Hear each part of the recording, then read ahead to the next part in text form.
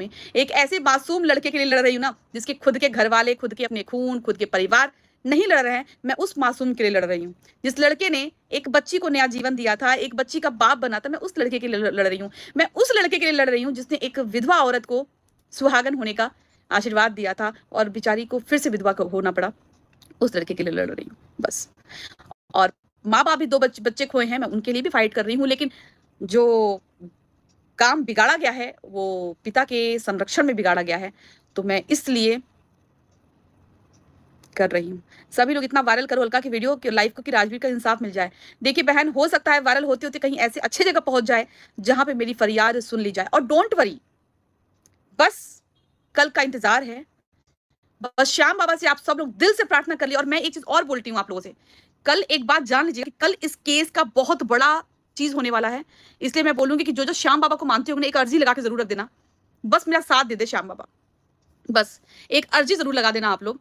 क्योंकि उस मासूम के लिए ना मैं 3 साल से लड़ रही थी, पर बार बार चुप हो जाती थी ना, क्योंकि लोग दबा देते थे, पब्लिक दबा देती थी।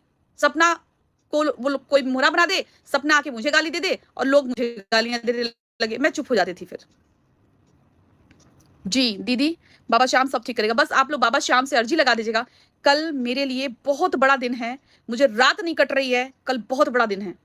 और आप बता दूं कि एक बार फिर से मैंने लॉयर हायर कर लिया है। वो कौन लॉयर है नाम तो नहीं बताऊंगी, लेकिन मैंने लॉयर भी हायर कर लिया है। मुझे पैसे की नहीं फिक्र है, इससे जो भी अर्निंग होगी ना मैं सब लगा दूंगी। लेकिन राजवीर का केस, मैं आप लोगों से पैसे की ना कभी डिमांड कर रही हूँ ना कभी डिमांड करूंगी। जो भी इस राजवीर की वीडियो से पैसा आ रहा है ना, मैं राजवीर के केस में लगा दूंगी, वो मुझे मंजूर है। लेकिन इस बार इंसाफ मिलना चाहिए, बस खुल जाए एक बार कि क्या असलियत में इसका खेल क्या है, झोल क्या है। बस मुझे आप लोगों से एक सपोर्ट चाहिए। आप लोग से जो फिजिकल साथ दे सकता है ना यूपी से, प्लीज फिजिकल में साथ दे दीजिए मेरा। जय श्री श्याम। और जब मैं जय श्री श्याम का नाम लेती हूँ ना तो रोंगटे खड़े हो जाते हैं। बस श्याम का नाम लेती हूँ तो रोंगटे खड़े हो जाते हैं। रात को मैंने इतना खराब सपना देखा, सपने में देखा, तो लोगों ने बोला नहीं आपके पति की आयु बढ़ी है। मेरे पति इस दुनिया में भगवान न करे कभी कुछ हो, इसलिए मैं दर्द समझती हूँ। और सपने में मेरे ऊपर क्या बीत रही है, अभी मुझसे पूछ रहा है कि मम्मी पापा कब आएंगे। उस टाइम पे मुझे उसकी बच्चियां दिख रही थी कि वही बच्चियां से पूछती थी कि मम्मी पापा कब आएगा, पापा कब आएंगे। उनको नहीं पता था कि मेरे पापा कभी नहीं आएंगे। सपने में अभी पूछ रहे मम्मी पापा कब आएंगे। मैं क्या जवाब दूं, मैं क्या जवाब दूं, पापा कब आएंगे। सपना ऐसा खराब था ना कि वो रात निकल नहीं रही थी। और मैं ना भोर में उठ के ना मैं बहुत रोई हूँ, बहुत रोई हूँ, बहुत रोई हूँ मैं। जैसे उस टाइम पे लोग रोते हैं ना, वही आवाज मेरे अंदर निकल रही थी। बस इतना जानती हूँ कि आज अगर मैं किसी मासूम के लिए लड़ रही हूँ ना, एक बात देखिएगा, बाबा का चमत्कार था, नहीं तो इतने लोगों की गालियां खाई हूँ। और आज बाबा ने सबको साथ दिया है ना मेरे, तो वो सच्चाई की जीत ही है एक तरीके से।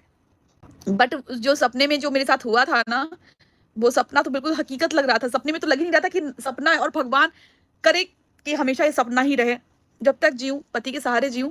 और बाकी का तो नहीं पता कि कुदरत के हाथ में सब कुछ है। मैं राजवीर जी को सोचती तो रोंगटे खड़े जाते, भाई इतना अच्छा लड़का था जो सब सपने छोड़ के चला गया, सब कुछ छोड़ के चला गया। पैसा कौड़ी ही चाहिए था इनको, पैसा कौड़ी मिल गया, बात खत्म। छोड़ी, मैं किसी को ब्लेम नहीं कर रही हूँ। बस आप लोगों से यही मिन्नत करूंगी कि जो रिएक्शन चैनल वाले हैं, जो पॉइंट मिल जा रहा है ना, उस पॉइंट पे प्लीज वीडियो बनाइए, ताकि ये मैं क्या बोलूं, जहां तक पहुंचनी चाहिए वहां तक भी पहुंचे। और ये इतना स्ट्रांग केस बन जाए ना कि कोई माइका लाल इसको मुकर ना पाए। और ये जो आज पॉइंट मैंने आप लोग को दिया है ना, ये बहुत बड़ा पॉइंट है डी सर्टिफिकेट का। डी सर्टिफिकेट पे आप लोग जितनी वीडियो बना सकते हैं, शॉर्ट शॉर्ट वीडियो बनाइए। इनका जवाब देना ना, इनकी अम्मा भी जवाब दें कि वो सर्टिफिकेट बना कैसे है।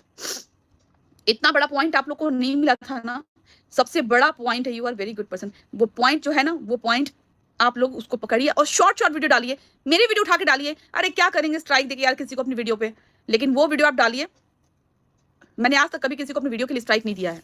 राजवीर का इस बार का जो है ना, वो क्लोज होना चाहिए, बस अच्छे नोट पे क्लोज होना चाहिए। और बताऊं, ये ना मेरा मन कभी शांत, मैं बताऊं, अगर आप दिल से अगर पूछेंगे ना, तो मैं अर्थ मॉम से बात करती थी ना, तो मैं हमेशा इसी पे जिक्र करती थी कि यार मैं बहुत बेचैन हूँ। लखन भैया से मैंने बात की, भैया मैंने बहुत बेचैन हूँ।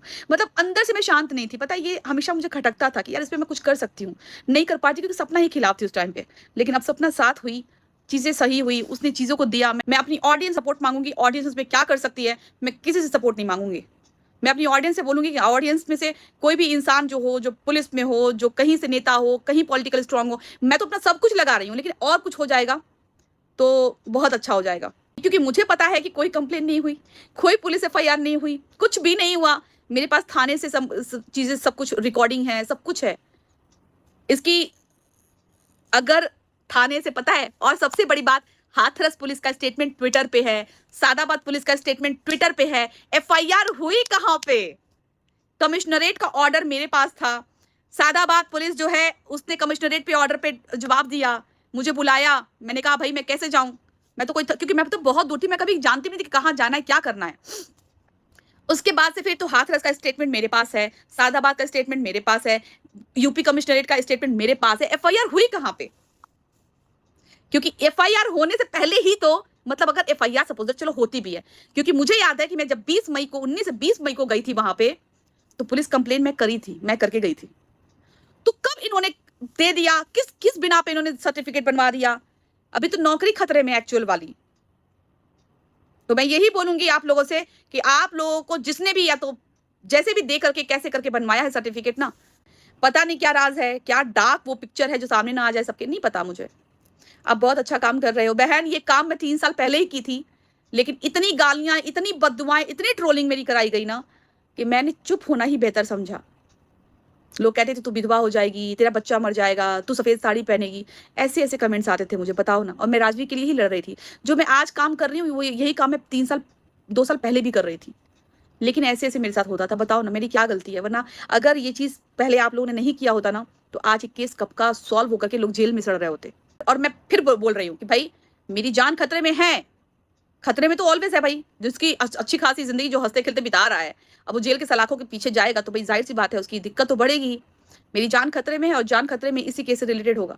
सबकी चाबी पिता के पास है। अगर आज पिता ने बता दिया होता तो मैं कुछ कंप्लेंट फाइल नहीं की होती। पिता ने साफ बताया ही नहीं। पिता ने बोला आप पता करिए, तो पिता ने कंसेंट दे दिया है। अगर अब बोलेगा कि आप किस बिना पे पता कर रही थी या किस पता किया है, तो पिता ने ही मुझे कंसेंट दिया कि आप पता करिए ना, आप निकलवाइए। कैसे बनवाया डेथ सर्टिफिकेट? हमने कहा अंकल आप ही बता दो ना, क्या रीजन दिया था उनको डेथ सर्टिफिकेट बनाने में? तो उन्होंने कहा हम क्यों बताएं, आप पता करवाइए, आप निकलवाइए। मैंने शुरू में बोला कि सपना का मैटर अब आना ही नहीं है। सपना को भी मैंने मैसेज कर दिया कि भाई तुम्हारा हमसे कोई लेना देना नहीं होगा, तुमको मैं इस केस में नहीं बुलाऊंगी, ये केस मैं खुद लड़ूंगी। बस एक बार एफआईआर हो जाएगा, फिर कानून वर्सेस प्रतिवादी होगा। मेरा सिर्फ और सिर्फ काम है इस केस में एफआईआर करवाना।